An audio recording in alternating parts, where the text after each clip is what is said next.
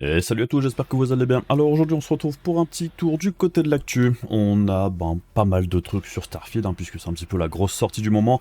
On a aussi quelques petites fuites de performances supposées pour les 7800 XT et 7700 XT. Et puis d'autres trucs sur le côté, allons-y, c'est parti.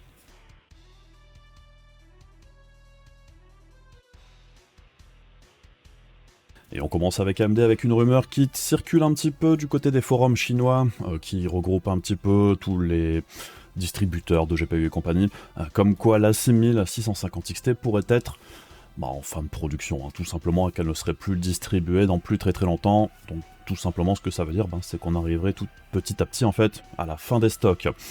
Et c'est pas vraiment hyper surprenant, puisque de toute façon, on le savait, le gros jeu de la génération de GPU actuelle, c'est un petit peu de jongler entre les stocks de l'ancienne génération et le lancement des nouvelles générations, en essayant d'avoir des prix pas forcément hyper agressifs sur les nouvelles cartes pour continuer d'écouler les anciennes.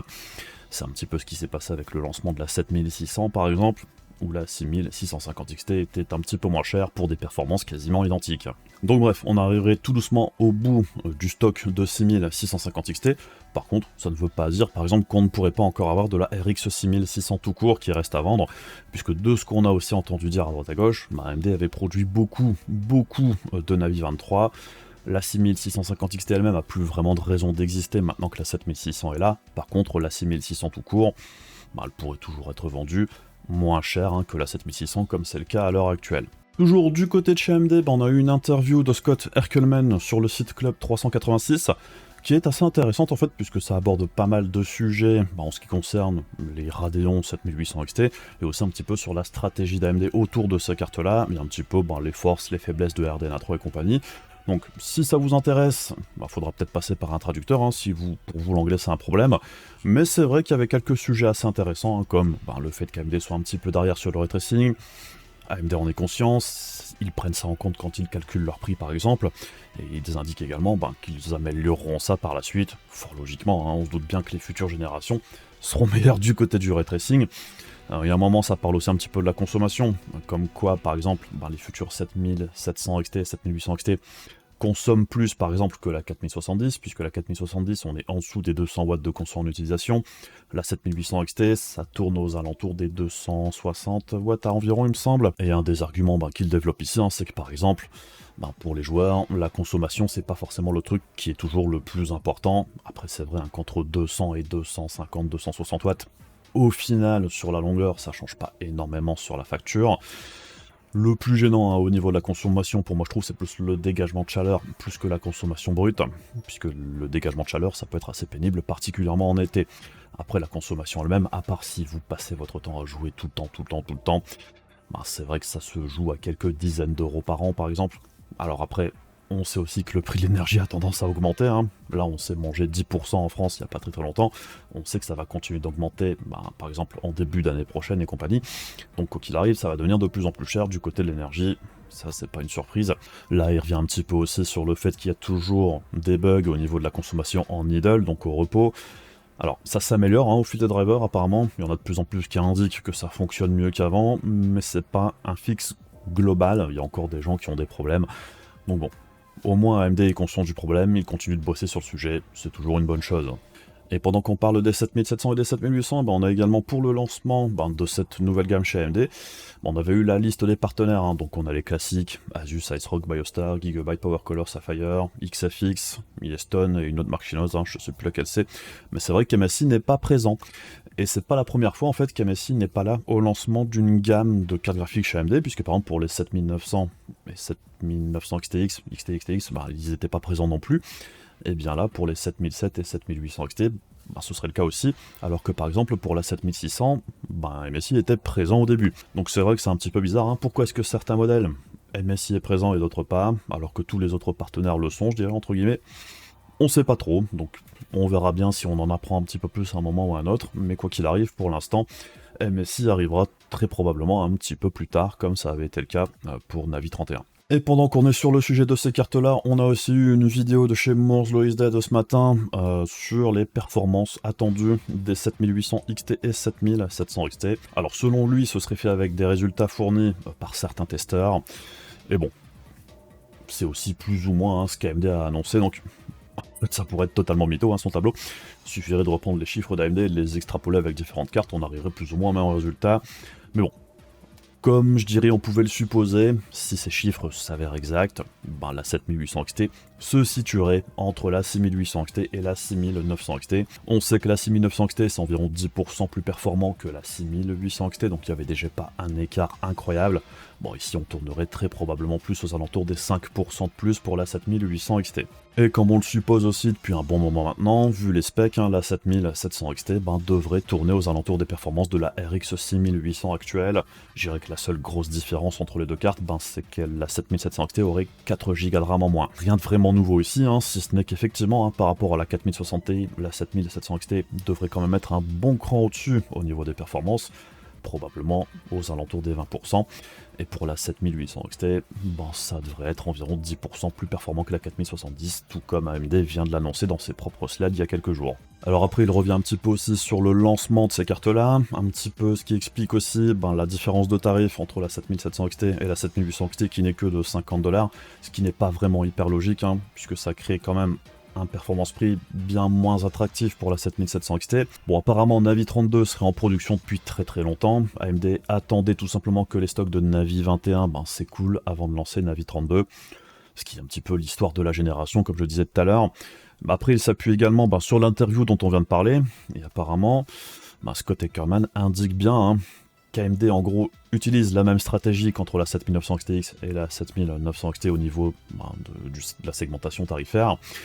Et ils verront un petit peu comment ça se passe au niveau des ventes. Et bon, comme il l'indique ici, les partenaires pourront très probablement baisser le tarif de la 7700 XT assez rapidement si les ventes ne sont pas bonnes tout simplement. Alors après, il revient aussi un petit peu sur l'histoire du DLSS qui n'est pas présent dans Starfield au lancement tout du moins, puisqu'on en avait parlé il y a quelques temps. La grande interrogation, c'était est-ce qu'AMD bloque l'implémentation des technologies concurrentes au FSR, donc le DLSS et le XeSS, dans les jeux sponsorisés AMD, puisque on avait vu sur certains tableaux, par exemple, les derniers jeux sortis sponsorisés AMD n'avaient souvent pas le DLSS ou le XeSS dans le titre, alors que dans les jeux qui ne sont pas sponsors AMD, c'était souvent moins le cas, il y avait souvent les 3 upscalers, ou 2, donc on pouvait légitimement se poser la question. Et là, AMD, il y a quelques jours, a indiqué qu'effectivement, il ne bloquait pas l'implémentation du DLSS dans les titres sponsorisés AMD et dans Starfield en particulier. Donc il rejette un petit peu la faute sur Bethesda du coup. Et la question qu'on peut se poser, c'est pourquoi AMD n'a pas juste, répondu à cette question-là aussi simplement qu'ils l'ont fait là, au moment où l'affaire avait éclaté, entre guillemets, puisque, en gros, ça aurait tout de suite coupé court à cette histoire-là. Bon là, Murzo is dead, je trouve que le discours, ça part un petit peu en mode théorie du complot magique, comme quoi la rumeur, entre guillemets, ça proviendrait de chez Nvidia, qui aurait incité certains journalistes à parler de ce truc-là. Et j'ai envie de dire, même si c'était Nvidia qui avait lancé cette histoire-là auprès de certains journalistes, encore une fois, AMD avait juste à répondre tout de suite à la question, et ça aurait coupé court directement à cette histoire-là, et on n'en aurait pas parlé. Et pendant qu'on parle d'Nvidia, apparemment le lancement des 7700 XT et 7800 XT a déjà un impact sur le tarif de la 4060 Ti modèle 16 Go. Apparemment pour le modèle 8 Go ce serait pas le cas, mais le modèle 16 Go serait en train de baisser de tarif d'environ 50$. Et ça se retrouve déjà même chez nous, puisque par exemple, on a chez Cybertech le modèle de chez PNY en 16 Go qui baisse de 550$, enfin 550 € environ, à 500 €, donc ce qui nous fait une baisse d'environ 10%, ce qui est plutôt cohérent, et c'est une des rumeurs qu'on avait entendues il n'y a pas très longtemps non plus, au sujet du lancement des nouvelles cartes d'AMD. Nvidia devait forcément réagir, on le sait, la 4060 Ti 16 Go depuis le début, c'est trop cher, par rapport même au modèle 8 Go, rajouter 8 Go en plus, ça coûte pas 100$, donc de voir que ça tombe aussi rapidement, entre guillemets, une fois qu'il y a un petit peu une raison de baisser le tarif parce que la concurrence est un petit peu plus féroce, on va dire, bon, c'est pas vraiment surprenant. Par contre, comme on pouvait le supposer, le tarif de la 7700 XT, comme il est au-dessus de celui de la 4060 Ti modèle 8 Go, comme je l'avais dit dans ma vidéo d'hier ou d'avant-hier, je sais plus, ça incite pas spécialement Nvidia à baisser le tarif du modèle 8 Go pour l'instant, tant que la 7700 XT coûte plus cher. Donc bref, est-ce que ça rend pour autant la 4060 Ti 16Go intéressante par rapport à ce qui va sortir chez AMD? Je dirais que pour les gamers, pas vraiment, hein. Je trouve que la 7800 XT risque d'être, quoi qu'il arrive, beaucoup plus intéressante dans l'ensemble, puisque c'est un GPU qui devrait être beaucoup plus performant. Je dirais qu'il y a vraiment uniquement si on a besoin de travailler avec la carte par exemple, puisque ça reste la carte avec 16Go de RAM chez Nvidia la moins chère. Pour ceux qui en ont besoin, c'est plus intéressant qu'avant. Pour les joueurs, c'est moins pire que ce que c'était, mais ça reste malgré tout plutôt cher. Un petit peu plus global maintenant sur le marché des GPU, on a eu les chiffres de chez John Pedy Research, qui suivent un petit peu les tendances au niveau des ventes de GPU, de cartes graphiques, que ce soit sur les notebooks ou les cartes graphiques au détail. Alors c'est des chiffres à prendre pour ce qu'ils sont, hein, mais c'est un indicateur intéressant à suivre. Et apparemment, sur le dernier trimestre, on aura une augmentation, je dirais, de GPU qui ont été shipped, donc qui sont envoyés à la vente, de pas très loin de 12%, même si on est toujours sur une baisse de 27% par rapport à l'année dernière. Mais malgré tout, c'est intéressant de voir que par rapport au trimestre dernier, on est sur une augmentation de la demande, donc il y a peut-être un petit peu plus de ventes, et c'est plus ou moins ce qu'on entend dire depuis quelques temps maintenant aussi. Donc on voit que là on arrive sur la fin de l'année, forcément les ventes augmentent un petit peu aussi. Donc ça c'était pour les PC de bureau et les PC portables, et plus particulièrement pour les PC de bureau ici, le petit tableau qu'on voit là, c'est le nombre de ventes avec la courbe là, donc on serait sur 6 millions d'unités vendues sur le trimestre, tout comme le trimestre précédent. Par contre on voit qu'au niveau de la distribution Nvidia AMD, ça bouge un petit peu, puisqu'on est sur une légère augmentation en ce qui concerne AMD et une petite baisse en ce qui concerne Nvidia. Même si ça reste hyper majoritaire du côté d'Nvidia à l'heure actuelle, on est toujours sur 80% contre 17%. Mais ce qui est intéressant ici, c'est vrai qu'en fait, l'augmentation du nombre de ventes chez AMD, ça coïncide aussi avec les baisses de tarifs quand même assez agressives qu'on a eues sur les RX 6000 ces derniers mois, donc c'est pas déconnant du tout de voir qu'AMD a profité un petit peu plus ici, là où Nvidia a conservé des tarifs quand même très élevés. Donc c'est pas forcément hyper surprenant de voir qu'AMD on a un petit peu plus profité ici. Ce sera intéressant de voir justement au trimestre prochain si AMD a justement encore profité un petit peu plus de tout ça. Et on enchaîne avec Starfield. Alors le jeu vient de sortir en Early Access, la sortie officielle c'est le 6 il me semble, et du coup on peut voir que déjà sur Steam ça se passe plutôt pas mal pour le titre, puisqu'on a déjà plus de 200 000 joueurs simultanés qui ont été enregistrés au moment du lancement, et ça semble plus ou moins se maintenir, tout en sachant que le jeu n'est pas sorti officiellement, donc du coup ce n'est que les détenteurs du modèle Premium, qui ont donc payé quand même assez cher, qui peuvent déjà y jouer. Et on va dire que la sortie officielle pour tous les autres joueurs, ça arrive dans quelques jours, tout en sachant aussi, ici c'est que les chiffres Steam. Il y aura aussi tous ceux qui vont jouer avec le Game Pass par exemple, qui ne seront pas comptabilisés ici. C'est vrai que pour Starfield, ça semble plutôt bien se passer de ce côté-là. Alors après, le jeu semble diviser quand même les joueurs et la critique, il y en a qui apprécient, il y en a qui n'apprécient pas. Alors c'est très clairement un jeu Bethesda, avec les bons et les mauvais côtés de ce côté-là. Personnellement, je suis pas méga fan, je dirais, de la recette Bethesda, mais je comprends ceux qui apprécient le délire. Alors après, techniquement parlant, c'est vrai qu'il y a du bon et du moins bon, ça a l'air quand même hyper inégal dans l'ensemble. J'ai vu des trucs où c'est vraiment plutôt joli, en intérieur principalement, mais c'est vrai qu'il y a des extérieurs. Il y a certains moments ça pique un petit peu, on a un petit peu l'impression de voir un jeu PS3 ou Xbox 360. La bonne nouvelle, c'est que le jeu est extrêmement modable, comme la plupart des jeux de chez Bethesda. Alors, au niveau des gros manques pour le lancement à l'heure actuelle, c'est par exemple sur PC, il n'y a pas de mode HDR, ce qui est quand même un petit peu dommage, puisqu'il est présent par exemple sur Xbox. On peut pas changer le FOV dans les options du jeu. Les textures du jeu, la plupart du temps, sont quand même un petit peu cracra sur certains trucs.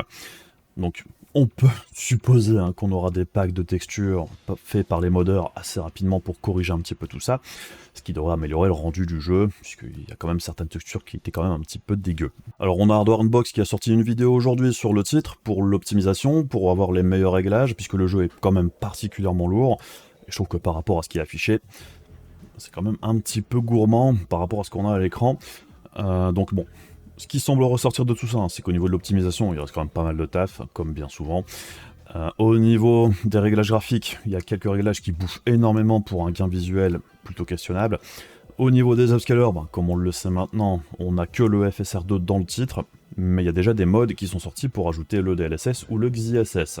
Donc en ce qui concerne les settings optimisés, je vous mettrai ça dans la description de la vidéo, vous pourrez aller voir la vidéo de Shadow Unbox pour voir un petit peu ce qu'il conseille de faire. En ce qui concerne les mods pour le DLSS2 et le XeSS, alors apparemment c'est quand même plutôt intéressant d'installer le mode pour avoir le DLSS si vous avez une carte d'Nvidia, puisque ça permet quand même une image de meilleure qualité avec l'upscaling la plupart du temps. Puisqu'on a une vidéo de chez MX Benchmark qui montre un petit peu la différence entre le FSR et le DLSS ici, et on voit quand même que le DLSS est beaucoup plus stable dans l'ensemble au niveau de l'upscaling que le FSR ou même la résolution native, le TAA natif en fait. Donc si vous avez une carte de chez Nvidia, je trouve que ça vaut le coup d'installer le mode en question pour bénéficier d'une meilleure qualité d'image tout simplement. Ça change quasiment rien au niveau des performances, mais c'est toujours mieux d'avoir une meilleure qualité d'image quand c'est possible. Par contre, c'est un petit peu dommage, c'est que j'ai pas vu passer de test ou de comparatif entre le XeSS et le FSR2 par exemple.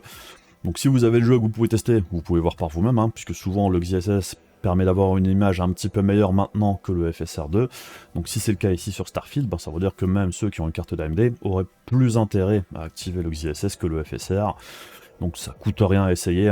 On a un petit article chez Frandroid qui fait un petit tuto sur comment activer justement le mode sur le jeu. C'est en français, je le mettrai dans la description de la vidéo aussi si ça vous intéresse. Donc bref, en ce qui me concerne, pas encore de vidéo sur Starfield puisque j'ai pas encore le jeu. Pour le moment c'est toujours l'Early Access et j'ai pas spécialement de budget à l'heure actuelle, je dirais, pour acheter l'Early Access à 80, enfin quasiment 100 balles la plupart du temps. Surtout que j'aurai le jeu quoi qu'il arrive dans quelques jours.